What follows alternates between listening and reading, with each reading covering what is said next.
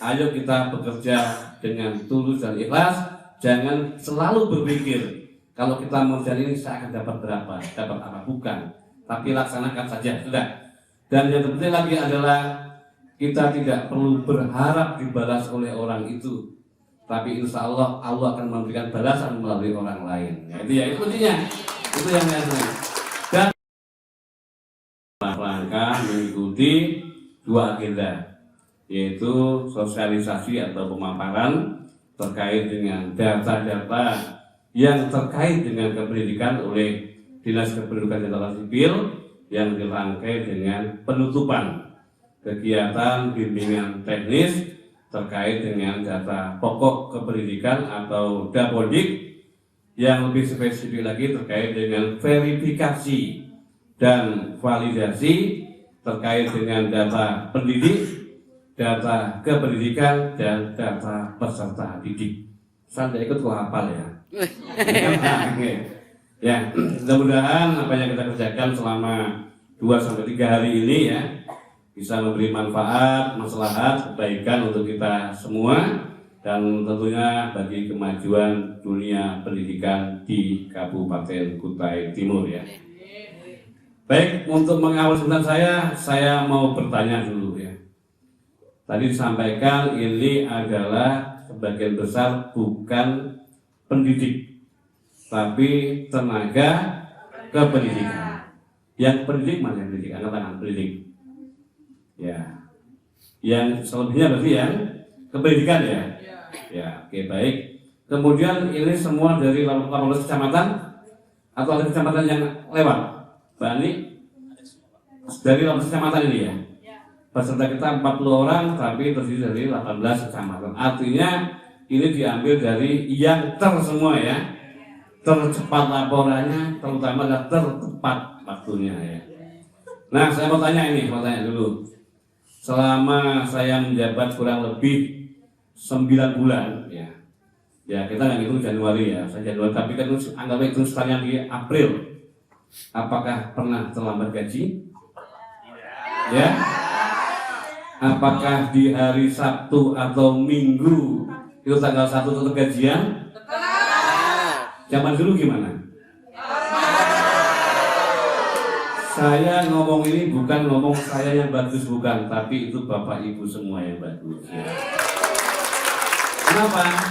Karena gajian itu bisa diberikan apabila laporan ya, laporan aset maupun keuangannya sudah disampaikan. Belum pernah satu lagi untuk tahun depan. Belum pernah ada sejarahnya di awal tahun itu gajian tepat di bulan Januari. Ya kan, pernah kan? Belum pernah kan? Tapi saya akan buktikan kita bisa gajian di bulan Januari. Tapi bukan saya kuncinya ada di teman-teman semua ya. Karena pihak BPKAD baru bisa menyetujui menggaji apabila laporan aset dan keuangan sudah selesai. Yang bikin laporan aset keuangan siapa? Nah, Bapak Ibu semua kan? Nah, makanya kalau mau tetap gajian harus segera harus tepat waktu ya, laporan aset maupun keuangan itu ya. Dan kemarin ya saya sempat didatangi oleh Pak Syarif, belum menyampaikan program ini. Wah, ini kebetulan operator handal saya kan di Bandung semua. Kalau mau justru ke Bandung, karena saya yakin orang-orang yang di Bandung ini adalah orang-orang yang smart. Apa disampaikan langsung dieksekusi. Oh, langsung beliau semangat juga. Udah kali saya lapor, kalau boleh saya nyusul. Nah, saya nyusul betulan ya. Ini luar biasa. Jadi kerja itu nggak perlu simpel-simpel saja ya. Ini adalah sebuah simbiosis mutualisme. Dan yang dilaksanakan hari ini adalah murni karena kita punya pemikiran untuk kemajuan pendidikan di Kutai Timur. Kalau orang nggak mikir itu ngapain repot-repot? Betul nggak? Ngapain capek-capek? Kalau soal SPC itu nggak ke Jakarta aja. Pak Salim ini dinasnya ke Jakarta, bukan ke Bandung. Ke Bandungnya pribadi. Nah kan, jadi karena punya niat yang bagus. Bapak Ibu juga sama. Ini sebenarnya jalan-jalan masih kan. Tapi demi kebaikan semua kita luangkan waktunya. Ya kan itu. Jadi saya hanya berpesan. Ada Pak, ada anak sama saya. Dengan saya ini mudah-mudahan bisa menjadi inspirasi bagi kita semua ya. Saya itu adalah anak transmigrasi. Saya sampaikan ya, transmigrasi. Saya tidak punya om, tidak punya tante yang berlatar belakang birokrat apalagi pejabat. Jadi pure kita memulai karir dari bawah. Tapi alhamdulillah dengan usia 46 tahun saya bisa menjadi kepala dinas. Ini kan juga prestasi. Banyak anak, apa kok bisa Pak? Saya dengar menjadi pejabat itu perlu A, B, C, D segala macam. Apa resepnya? Sederhana saja. Saya dalam bekerja berusaha dan selalu berusaha untuk tulus dan ikhlas. Artinya apa? Tidak semua pekerjaan itu menghasilkan uang. Bahkan ada pekerjaan-pekerjaan tertentu yang harus keluar uang pribadi kita. Dan itu catatan. Lakukan ya demi tercapai tujuan. Contoh ya, contoh ini doanya saja lah ya, supaya sukses ya. Contoh. Kemarin saya mengurus 24 orang P3K untuk relokasi atau mutasi ya.